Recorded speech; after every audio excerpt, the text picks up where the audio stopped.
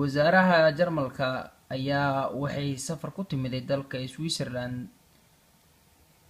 Jug weyn ayaa waxay kasoo gaartay lugta mar ay ku ciyaareysay buuro ay yaalaan baraf aad u tiro badan. Buurahaas ay kula ciyaareysay madax ka tirsan dalkan Switzerland.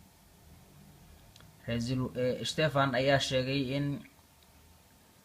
in barnaamijyo badan oo ay qabo lahayd ay ka baaqdeen ra'iisul wasaaraha Jarmalka Angela Merkel. Barnaamijkaas ugu horeeya barnaamij ay ku tagi lahayd dalka Ireland. Ra'iisul wasaaraha Jarmalka oo iyada naftigeeda la weydiiyay ayaa waxay sheegtay dhibaato weyn inaysan soo gaarin oo ay ka soo kaban doonto bilaha soo socda.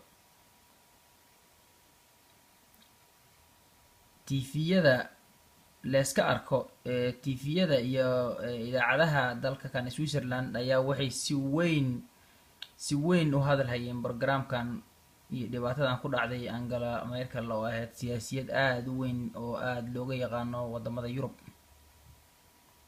Angela Merkel ayaa hadda waxaa qasab ku ah inay gurigeeda joogto ama ay birahaas ku socoto maalmaha soo socdo.